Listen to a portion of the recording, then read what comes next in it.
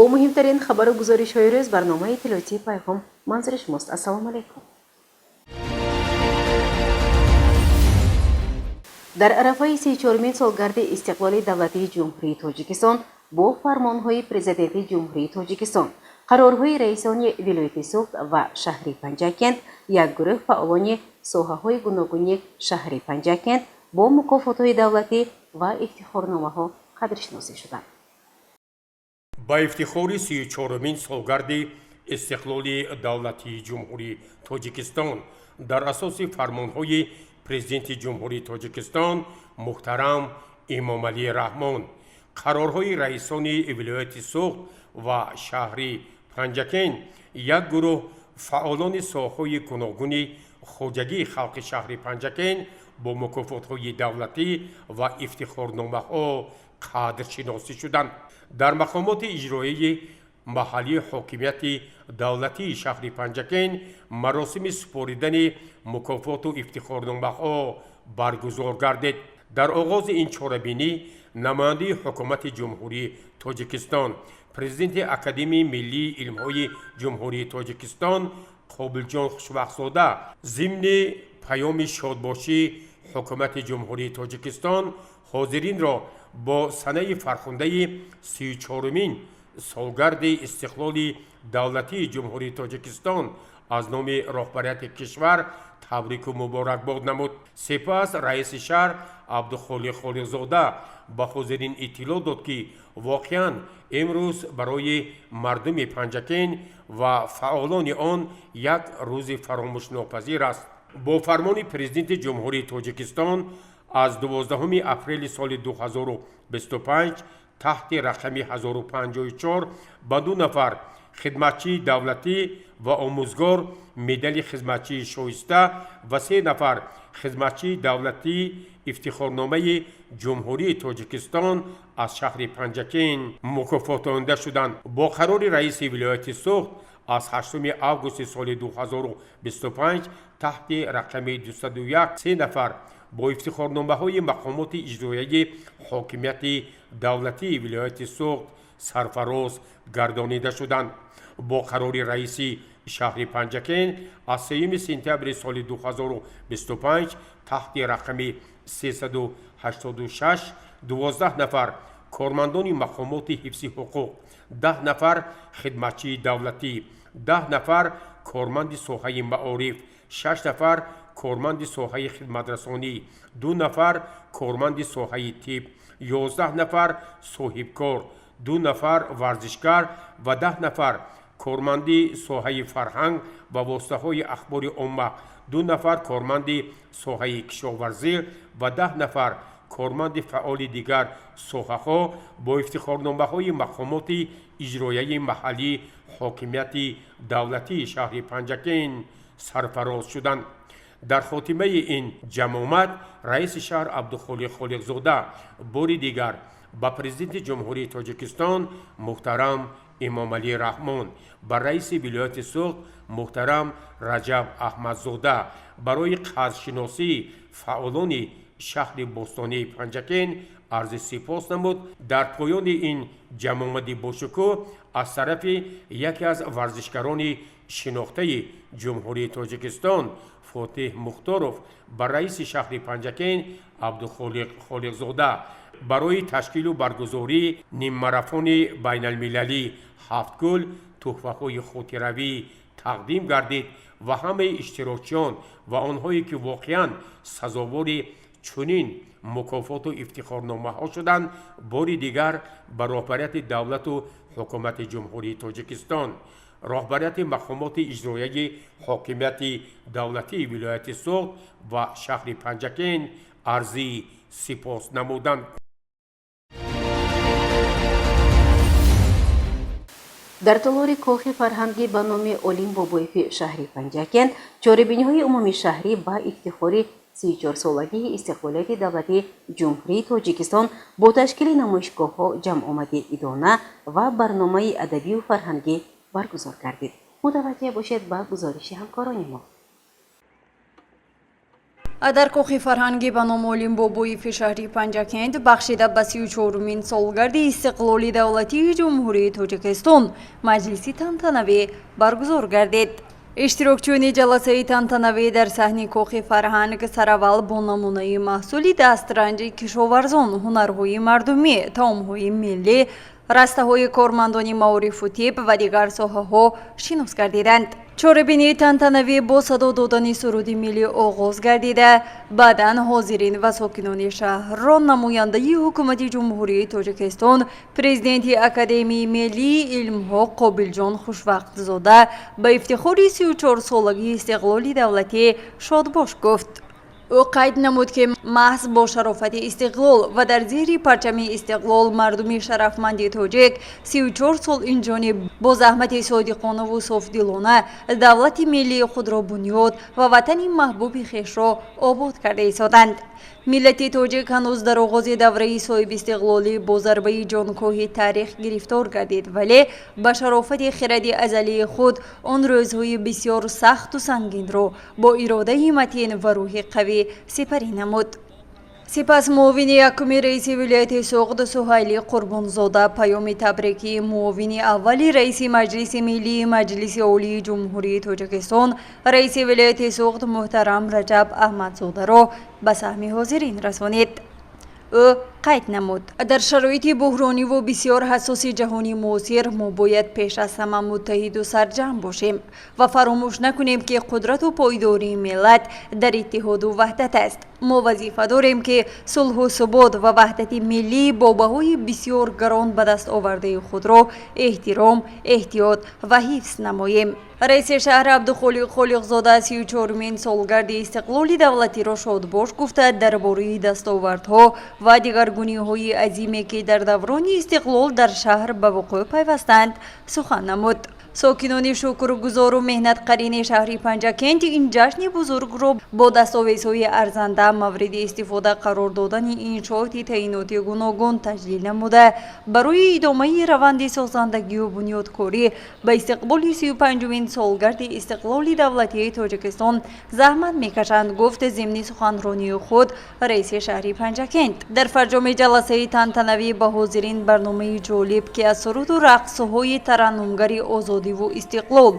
وحدت و یکدلی و صلح و ثبات جامعه بودند پیشکش کرده شد. چاره‌بینی تنتنوی بخشیده به 34 سالگی استقلال دولتی جمهوری تاجیکستان با سخنان شادباشی سرور کشور حسنی انجام یافت. گزارش مرتبه رحمان و خیام جورایف، حسین صالحوف و طلبشاه تاشف.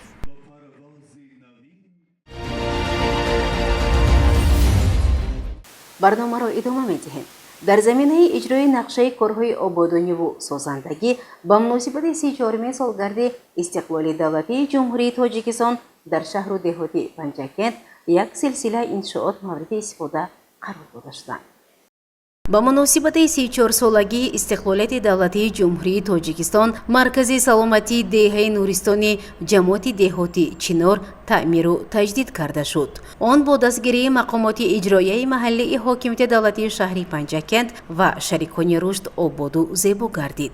پرزیدنت اکادمی ملی علم‌های تاجیکستان قابلجان خوشوقت‌زاده همراه با رئیس شهر پنجکند عبدالخالق خالقزاده نخست کارمندان ساحه تندرستی را با 34مین سالگرد استقلال دولتی کشور مبارکباد گفته از غمخواری و دستگیری‌های همیشگی به واسطه پیشوای معظم ملت محترم امامعلی رحمان یادآور شده با طبیبان دستور دادند تا که آنها در وقت تشخیص و طبابت بیماران مسئولیت بیشتر داشته باشند و پیش از همه بهر بهداشت سالمی جامعه سهم ارزنده خود را گذارند. معالجه نه تنها با سوزن دارو و دارو بلکه با سخنان گرم، مهر و محبت و توجه خاصه به راه مانده شود. این هم یک واسطه است برای تیز معالجه گرفتن بیماران، تاکید نمودند مهمانان. اطلاع داده شد که در جماعت دهاتی چینار زیاد از 3000 نفر ساکنان عمر به سر میبرند که من بعد نیز میتوانند به مرکز شهر نرفته به این طبابتگاه به نزد دکتران آمده مصلحت و طبابت گیرند. зеро дар ин ҷо барои муолиҷаи шаҳрвандон шароити мусоид фароҳам оварда шуда ҳуҷраҳо бо техникаву таҷҳизоти зарурии табобатӣ муҷаҳҳаз гардонида шудааст. зикр гардид ки давлату ҳукумат ҳамаҷониба барои солимии ҷомеа талош меварзад ва дар доираи ислоҳоти соҳаи тандурустӣ ба хотири беҳдошти сатҳи зиндагии мардум, беҳтар намудани сифати хизматрасонии тиббӣ ва дастрасии аҳолӣ ба ташхису табобат чунин марказҳои муосири саломатӣ бо дастгоҳҳои махсуси тиббӣ муҷаҳҳаз бунёд карда мешавад. дар маркази шаҳри Панҷакент боз як бинои баландошона бо болохонадор ё ба истилоҳ пентхаус бунёд мегардад. биноро соҳибкори маҳаллӣ Бузургмеҳр Роибов месозад. намояндаи ҳукумати ҷумҳурии Тоҷикистон, президенти Академияи миллии илмҳои Тоҷикистон Қобилҷон Хушвақтзода ва раиси шаҳри Панҷакент Абдухолиқ Холиқзода ба бунёди ин манзили истиқоматӣ санги асос гузоштанд. ба раиси шаҳри Панҷакент иттилоъ дода шуд ки бинои истиқоматӣ аз 15 ошона иборат буда дар ошонаҳои якум ва дуюм марказҳои савдо ва хизматрасонӣ ташкил карда шуда дар таххона таваққуфгоҳ мешавад ва сокинон бо воситаи чоҳи амудӣ бо оби нӯшокӣ пурра таъмин мешаванд. пудратчи ҷамъияти дорои масъулияташ маҳдуди Сомон бунёд буда. айни замон дар марҳилаи аввал 15 нафар сохтмончон бо ҷойи кор, маоши хуб ва 3 маҳал хӯроки гарм таъмин буда. дар марҳилаҳои баъдӣ шумораи сохтмончон боз ҳам зиёд карда мешавад. ба соҳибкор Бузургмеҳр Роибов тавсия дода шуд ки бинои истиқоматӣ дар муҳлати муайян гардида бо сифати хуб ва бо тарҳу намои зебо бо корҳои сабзу хӯрамгардонӣ қомат рост кунад.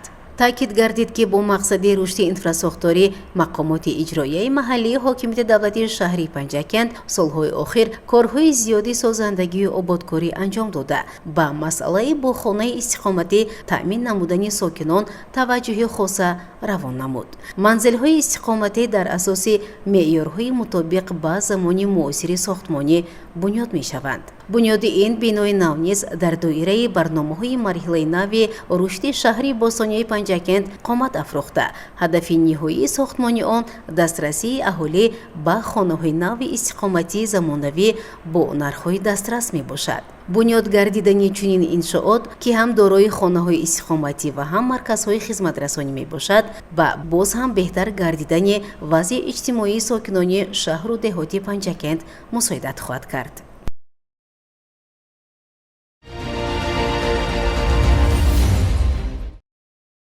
дар қисмҳои низомии ҷумҳурии Тоҷикистон дар шаҳри Панҷакент ба ифтихори 34-умин солгарди истиқлоли давлатии ҷумҳурии Тоҷикистон дар доираи нақшачорабинии мақомоти иҷроии ҳокимияти давлатии шаҳри Панҷакент чорабинии тантанавӣ доир гардид.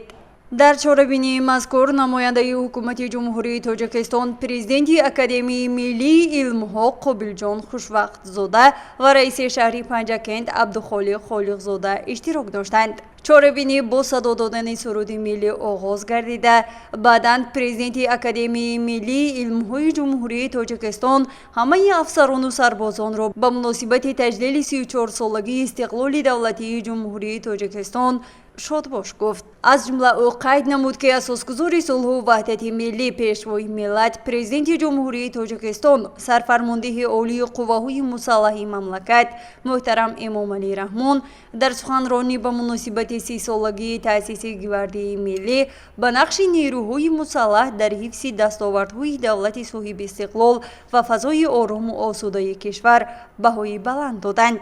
ҷавобан ба ин баҳогузории сарвари давлат, шумо сарбозону афсаронро мебояд марзу буми кишварро ҳимоя намудаву бо сари баланд хидмати ватан модарро ба фарҷом расонида ба назди падару модари худ баргардед. баъдан раиси шаҳри Панҷакент сарбозону афсаронро ба муносибати таҷлили ин санаи фараҳбахши кишвар табрик гуфта, зимни суханронии худ ӯ қайд намуд ки ман ба ҳама сарбозону афсарон дар роҳи пуршарафу бо ифтихор ҳифзи ватан, таъмини амнияти давлату миллат бурдбориҳо таманно менамоям. бо итминон баён менамоям ки ҳомиёни ватан дар роҳи таъмини сулҳу оромӣ, пойдории ваҳдати миллӣ ва адои қарзи шаҳрвандӣ дар назди модарватан дучанд кору фаъолият намуда, садоқати худро дар роҳи татбиқи дастуру супоришҳои нишондиҳандаи сарвари давлат нишон می‌دهند.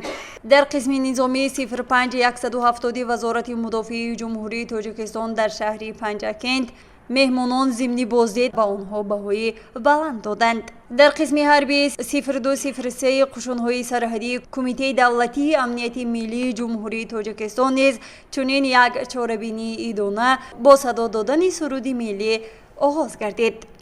بعدا نماینده حکومت جمهوری تاجیکستان و رهبریت شهر پنجاکند هیئت شخصی این واحد نظامی را با عید دولتی تبریک گفتند. ضمن بازدید از انبار محصولات غذایی، کتابخانه و آشخانه در قسم حربی 0203 قشون‌های سرحدی کمیته دولتی امنیت ملی گفته شد که در این واحد نظامی برای خدمت آیین‌ناموی سربازان همه شرایط ضروری مهیا کرده بیناها و حدود آن تعمیر و تجدید گردیدند. در جنبسته مراسم تجلیل جشن استقلال به یک گروه افسران و عسکران و همکاران قسم حربی 0203 نشان جشن 30 سالگی قشون‌های سرحدی افتخارنامه ها تقدیم کرده شد. در این روز برای هیئت شخصی قسم‌های حربی دسترخوان ایدانه و برنامه فرهنگی تشکیل گردید. گزارش مرتبه رحمان و حسین صالحov.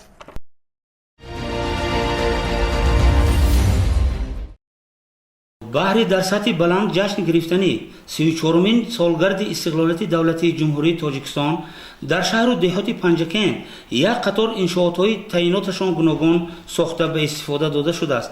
در این روند در مؤسسه تحصیلات میانه عمومی رقم 16 دهه شورنوه جماعت دهات سرحد 6 سینخانه علاوگی به طریق اشر ساخته به استفاده داده شد که در مراسم کشاده شوی رئیس شهر پنجاکند عضو مجلس ملی مجلس عالی جمهوری تاجیکستان عبدالخالق خالقزاده و نماینده حکومت جمهوری تاجیکستان پرزیدنت اکادمی علم‌های جمهوری تاجیکستان خوشوقت‌زاده قابلجان اشتراک نمودند.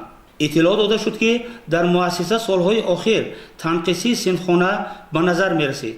از این رو کمیته پدر و مادران و اهل دهه به طریق حشر 6 سینخانه علاوگی ساخته به استفاده دادند. این جواب به سیاست معارف پرورانه اساسگزار صلح و وحدت ملی پیشوای ملت پرزیدنت جمهوری تاجیکستان محترم امامعلی رحمان می باشد. مهمانان پس از دیدن نمودن به کارهای ساختمانی بهای بلند دادند و به ساختمانچیان منتداری نمودند. اینچنین در قطعه نزد مؤسسوی تعلیمگاه با معلق‌گذاری شریکان رشد یک گرمخانه ساخته شده است که خوانندگان در درس‌های وابسته به طبیعت استفاده برده بهر صیقل دادن معرفت اکولوژی خود استفاده می‌برند. باید قید کرد که ساکنان و صاحبکاران دهه شورنوه جماعت دهات سرحد برای سهم گذاشتن به جشن 35 سالگی استقلالیت دولتی جمهوری تاجیکستان 2 کیلومتر راه بین دهه را اسفالت پوش نمودند که این از حس وطن دوستی آنها درک می‌دهد. رئیس شهر پنجاکند عضو مجلس ملی مجلس عالی جمهوری تاجیکستان عبدالخالق خالقزاده و نماینده حکومت جمهوری تاجیکستان پرزیدنت اکادمی علم‌های جمهوری تاجیکستان خوشوقت‌زاده قابلجان این کارهای سازندگی و آبادکاری را تحفه ارزنده به عید استقلال کشور ارزیابی نمودند. گزارش غیب‌الله محمدی و حسین صالحov.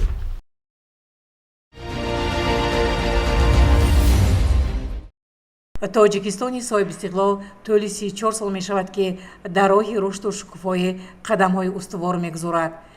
сарвари хиратманду дурандиш фарзанди фарзонаи миллат пешвои тоҷикони ҷаҳон муҳтарам эмомалӣ раҳмон аз рӯзҳои нахустини давлатдорӣ барои бунёди давлати ҳуқуқбунёд демократӣ ва озоду обод талош намуда бо азму иродаи қавӣ эътимоду боварӣ ва заҳмату талошҳои пайваста миллати моро ба ин рӯзҳои пурсаодат расонид. мардуми сарбаланди миллати тоҷик ин санаи фархундаро бо шукӯҳу шаомати хоса таҷлил намуданд. аз ҷумла сокинони ҷамоати деҳоти сарразми шаҳри панҷакент бо даставордҳои арзандаи меҳнатӣ ва рӯҳияи дона истиқбол намуданд. раиси шаҳри панҷакент абдухолиқ холиқзода, президенти академияи миллии илмҳои ҷумҳурии тоҷикистон қобилҷон хушбахтзода ба ин ҷамоат ташриф оварда нахуст аз намоишгоҳи идона, дастранҷи деҳқонон, ҳунарҳои мардумӣ ва нишондиҳандаҳои назарраси ҷамоати деҳот дидан намуданд. нахуст раиси шаҳри панҷакент абдухолиқ холиқзода меҳмононро хайра мақдам гуфта ҳамаи мардуми заҳматқаринро бо 34-мин солгарди истиқлоли давлатии кишвари азизамон тоҷикистон шодбош гуфт. сипас президенти академияи миллии илмҳои ҷумҳурии тоҷикистон қобилҷон хушбахтзода аз дастовардҳои 34 соли истиқлоли тоҷикистон ҳарф зада аз ҷумла афзуд ки 9 сентябр соли 1991 ҳамчун саҳифаи тиллоӣ дар таърихи миллати тоҷик сабт гардидааст. дар ҳамин рӯз ҷумҳурии тоҷикистон соҳиби истиқлолияти давлатӣ гардид ва миллати тоҷик баъди ҳазорсолаҳо орзуву ормони деринаро амалӣ намуда тақдири худро ба дасти худ гирифт.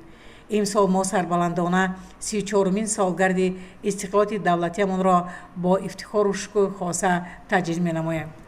барномаи рангини фарҳангӣ ба ҷашни идона ҳусни дигаре зам намуд. мардуми ҷамоати деҳоти саразм бо ифтихормандӣ аз соҳиби истиқлолии кишвар ва ватани тинҷуобод фараҳу шодмонӣ доштанд. гузориши Майсара Тиллоева ва Шоҳистан Солиҳов.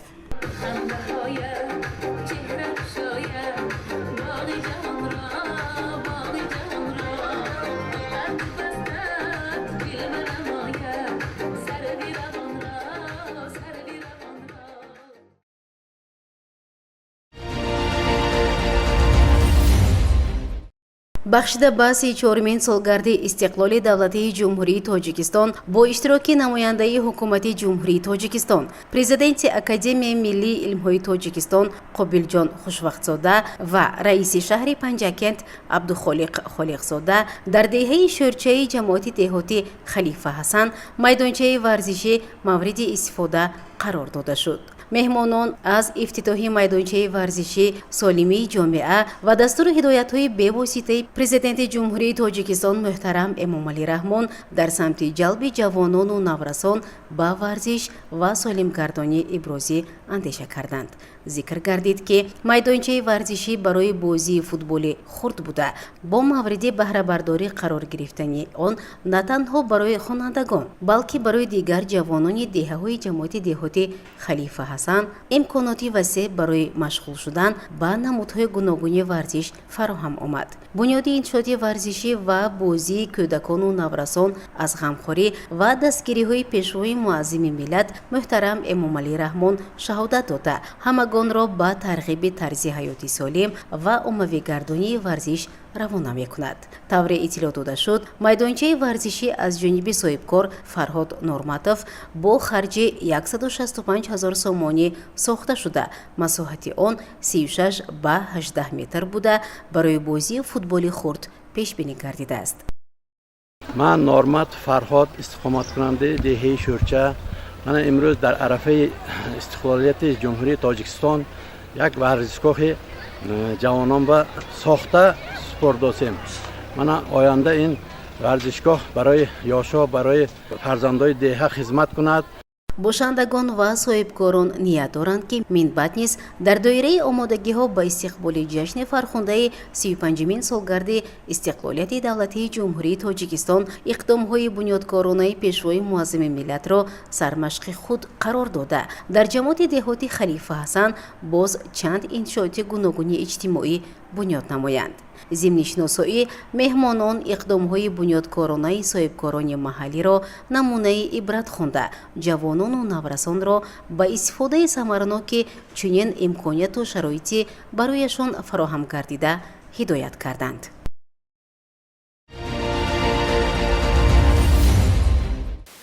гурӯҳи таблиғотӣ дар ҳайати корманди масъули прокуратураи генералӣ, роҳбарияти мақомоти иҷроияи маҳаллии ҳокимияти давлатӣ ва прокурори шаҳри Панҷакент вобаста ба пешгирӣ аз шомилшавӣ ба ҳизбу ҳаракатҳои террористиву экстремистӣ дар ҷамоатҳои деҳотӣ Лоиқширалӣ ва Юрӣ суҳбату мулоқотҳо доир намуданд. мулоқоту суҳбатҳои гурӯҳи таблиғотӣ мақомоти иҷроияи ҳокимияти давлатии шаҳри Панҷакент ва прокуратури шаҳри Панҷакент дар ҷамоатҳои деҳот бо маром идома дорад. мулоқоти навбатӣ дар ҳайати корманди масъули прокуратури генералии ҷумҳурии Тоҷикистон Зафар Тоҷиҷинзода, прокурори шаҳри Панҷакент Искандар Раҳматзода معاون رئیس شهر پنجکن مراد شکرزاده با ساکنان جماعت‌های دهاتی لایق شیرالی و یوری برگزار گردید. در این ملاقات صحبت‌ها اساساً مسئله پیشگیری از ظهورات نامطلوب اکستریمیسم و تروریسم مورد صحبت آشکارا قرار گرفته، ناطقان بار دیگر درباره آموزش و مورد عمل قرار دادن استراتژی مقاومت با اکستریمیسم و تروریسم در جمهوری تاجیکستان اندیشه های خویش را ارزیابی کردند. در جماعت های دهاتی لایق شیرالی و یوری معاون رئیس شهر پنجکن مراد شکرزاده با حاضرین اطلاع داد که مقصد و مرام اساسی این گروه تبلیغاتی پیش از همه بلند برداشتن معرفت حقوقی شهروندان، پیشگیری آنها خاصه جوانان جهت شامل شوی به حزب و حرکت‌های اکستریمیستی و تروریستی می باشد. از پدر و مادران و اشتراکچیان این جماعت‌ها طلب نمودند که آنها باید کارهای ترغیباتی را در سمت پیشگیری از شامل شوی شهروندان به حزب و حرکت‌های افراطی و اکستریمیستی وسعت بخشیده. همزمان تاکید شد که آن شهروندانی که با خواهش خود به وطن برمیگردند نسبت آنها تدبیرهای جزایی اندیشیده نمی شود و پس از پشیمانی از این عملهای نامطلوب آنها می توانند آزادانه در وطن خویش کار و زندگی نمایند. همینطور این ملاقات ها واقعا یک ملاقات های خیلی صمیمانه و پرمحتوا بودند که در سمت پیشگیری از شامل شوی شهروندان با صف گروه های تروریستی و اکستریمیستی مساعدت می کند. ملاقات صحبت های گروه تبلیغاتی در دیگر جماعت های دهات ادامه داده می شود. گزارش عباس همراساده و شاه حسین صالحوف.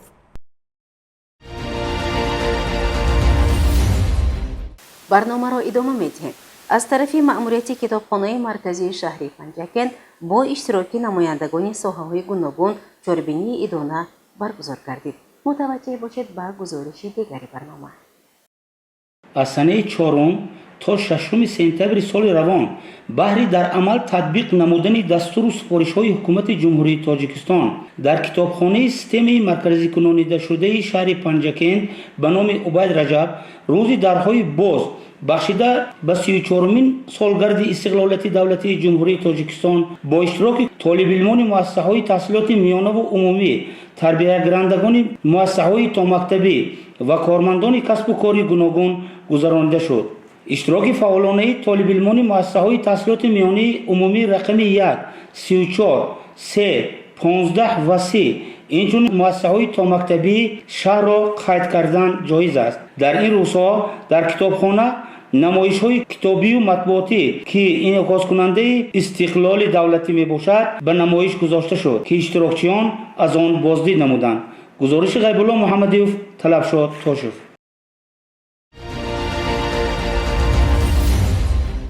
بینندگان عزیز و ارجمند، در همینجا برنامه تلویزیون پیغام به پایان میرسد. برای هر یک شما سلامتی را خواهانیم. خیر، تنیسیت و خانواد باشید.